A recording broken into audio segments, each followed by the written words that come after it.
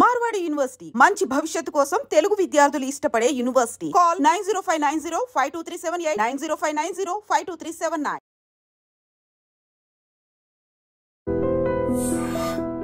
అందరికీ నమస్కారం. Welcome to I dream. నేను మీ ఝాన్సీ. ఈ మధ్య కాలంలో గట్ హెల్త్ ఈ వర్డ్ని ఎక్కువగా వింటున్నాము.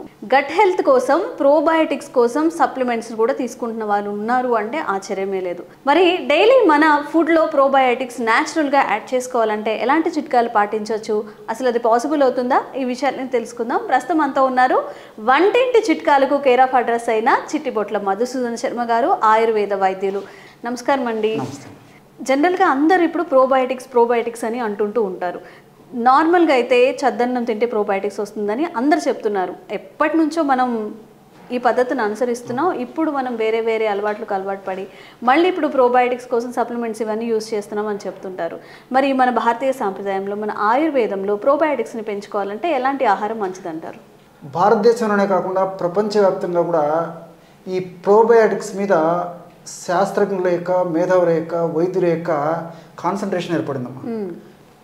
ఎందుకంటే మన దేహము వివిధ రకాలైనటువంటి బ్యాక్టీరియాల యొక్క వాటి యొక్క పనితీరు మీదనే ఆధారపడింది. కోటాను కోట్ల మిలియన్ల బ్యాక్టీరియాలు మన దేహంలో ఉంటాయంటమ్మా. ఇవి మంచి బ్యాక్టీరియాలు ఉంటాయి, చెడ్డ బ్యాక్టీరియాలు ఉంటాయి. ఈ మంచి బ్యాక్టీరియాలు మన దేహంలో ఎంత ఎక్కువగా ఉంటే మన దేహం అంత ఆరోగ్యవంతంగా నిండు నూరేళ్ళు ఎలాంటి జబ్బులు లేకుండా, వచ్చినటువంటి జబ్బులు కూడా చాలా త్వరగా తగ్గేందుకు అవకాశం ఏర్పడుతుంది. అలా కాకుండా చెడు బ్యాక్టీరియా మన దేహంలో ఎక్కువగా ఉండడం వల్ల వివిధ రకాల అనారోగ్యాలు వస్తాయి. సో ఎప్పుడైతే బ్యాక్టీరియా అనేటువంటి పద్ధతిలో మనం అనుకున్నామో, ముఖ్యంగా గట్ బ్యాక్టీరియా గురించి ఆలోచన చేసుకోవాల్సి వస్తుంది.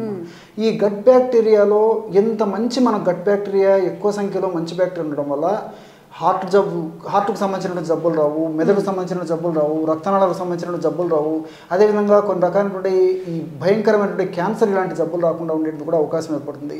అదేవిధంగా మానసికమైన ప్రశాంతత ఏర్పడుతుంది. జీర్ణ వ్యవస్థ పనితీరు బాగుండేసి మోషన్ ప్రాబ్లము, కాన్స్టిపేషన్ ఇలాంటివన్నీ కూడా ప్రాబ్లమ్స్ లేకుండా ఉంటాయి. ఇలాంటి అనేక రకాలుగా ఈ గట్ బ్యాక్టీరియా బాగుండడం వల్ల ఉపయోగం ఉంటుందమ్మా. అందుకే పూర్వకాలంలో మన పెద్దలు, అదేవిధంగా అంతకంటే ముందు కూడా మన మహర్షులు కూడా ఈ యొక్క జీర్ణ వ్యవస్థకు చాలా ప్రాధాన్యత ఇవ్వడం జరిగిందమ్మా. రోగే సర్వేపి మందాగ్నో అని చెప్పడం జరిగింది. అంటే అన్ని రకాలైన రోగాలు కూడా మందకొడిగా ఉన్నటువంటి అగ్ని, అంటే జీర్ణ వ్యవస్థ ఉన్నటువంటి అగ్ని అనేటువంటి అంశ ఏదైతే ఉందో అది సరిగా పనిచేయకపోవడం వల్లనే ఈ యొక్క జబ్బులు వస్తున్నాయని చెప్పడం జరిగిందమ్మా. సర్వేషు రోగేషు అజీర్ణం కారణం స్మృతం అని కూడా చెప్పడం జరిగిందమ్మా. అంటే అన్ని రకాలైన రోగాలు కూడా అజీర్ణం, అంటే జీర్ణ వ్యవస్థలో ఏర్పడేటువంటి ఏ అనారోగ్య సమస్య ఏదైతే ఉందో అదే అనేక రకాల జబ్బులు కూడా కారణమవుతుందని కూడా చెప్పడం జరిగిందమ్మా. కాబట్టి ఎప్పుడో పాతకాలం నాడే వేలాది సంవత్సరాల క్రితమే మన మహర్షి చెప్పినటువంటి ఆ సత్యవాక్కులు ఈరోజు ప్రపంచవ్యాప్తంగా కూడా గుర్తించేసేసి వీటి మీద పరిశోధన చేయడం ఎక్కువైందమ్మా.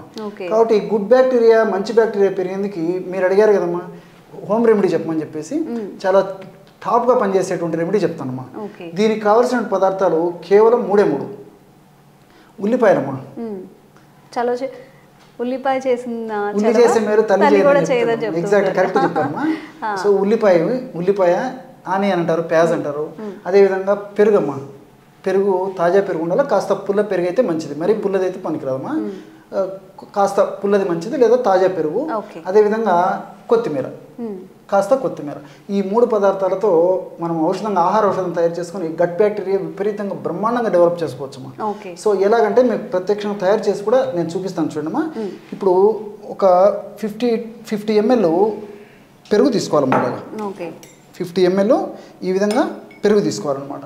ఈ 50 ml పెరుగులో ఉల్లిపాయ ముక్కలమ్మా. ఉల్లిపాయ ముక్కలు ఒక 20 to 30 grams, అంటే మీడియం సైజు కానీ కాస్త సైజు మధ్య రకం ఉన్నటువంటి ఉల్లిపాయను తీసేసుకున్నామా. పైన పొట్టును తొలగించేసి ఇలాగ సన్న ముక్కలు చేసుకోవాలి తల్లి. ఇలాంటి ముక్కలు ఇందులో పెరుగులో కలిపేసేయాలి. అంటే 50 ml పెరుగులో దాదాపు చిన్న ఉల్లిపాయ, అంటే చిన్న సైజు, చిన్నగా ఉండాలమ్మా. మరీ పెద్దది పనికిరాదు, అవసరం ఉండదు. మరీ పెద్దది అయితే పావు అయితే సరిపోతుందమ్మా. కాబట్టి మీడియం సైజు కానీ చిన్నది కానీ, అంటే మనకు 30 నుంచి దాదాపు 20-30 గ్రాములు, అంటే 20-30 గ్రాములు ఈ ఉల్లిపాయ ముక్కలు వచ్చేటంటే సరిపోతుందమ్మా. ఒక 5 గ్రాములు అటు ఇటు అయినా పర్లేదమ్మా, ఎందుకంటే ఇది ఆహార ఔషధమే కాబట్టి ఎలాంటి ఇబ్బంది కూడా ఉండదన్నమాట. కాబట్టి ఈ విధంగా 50 మిల్లీలీటర్ల పెరుగులో 20 to 30 grams అంటే ఒక చిన్న ఉల్లిపాయను చిన్న చిన్న ముక్కలుగా చేసేసి ఈ ముక్కల్ని ఇందులో కలిపేసేయాలమ్మా. ఈ విధంగా ఒక అర నిమిషం లేదా 1 నిమిషం లోపే ఈ పదార్థం అంతా చాలా కలిసిపోతుంది. చూస్తేనే బాగా తినాలనేటువంటి సంకల్పం కలుగుతుందమ్మా. చాలా బాగుంటుందమ్మా. ఇది చూసేదాన్ని చూడమ్మా, చాలా బ్రహ్మాండంగా తయారైపోయింది. ఇందులో కాస్త కొత్తిమీర కలపాలి. కాస్త కొత్తిమీర కాస్త తీసుకేసుకొని పైన గార్నిష్ లాగా ఇలాగా కాస్త కొత్తిమీర కూడా కలిపేశారన్నమాట. ఒకవేళ ఇలాగైనా తీసుకోవచ్చు, లేకపోతే ఈ కొత్తిమీర కూడా ఇందులోనే ఈ యొక్క పెరుగులో మనం ఉల్లిపాయలు ముక్కలు వేసాం కదమ్మా, ఇందులో కలిపేయగానే వాడుకోవచ్చమ్మా. కాబట్టి పెరుగు, ఉల్లిపాయ ముక్కలు, అదేవిధంగా కాస్త కొత్తిమీర, ఈ 3 పదార్థాలు కలిపి తయారు చేసుకున్నటువంటి ఔషధము గుడ్ బ్యాక్టీరియా ప్రేవుల్లో గట్లో పెరిగేందుకు చాలా అద్భుతంగా పనిచేస్తుందమ్మా.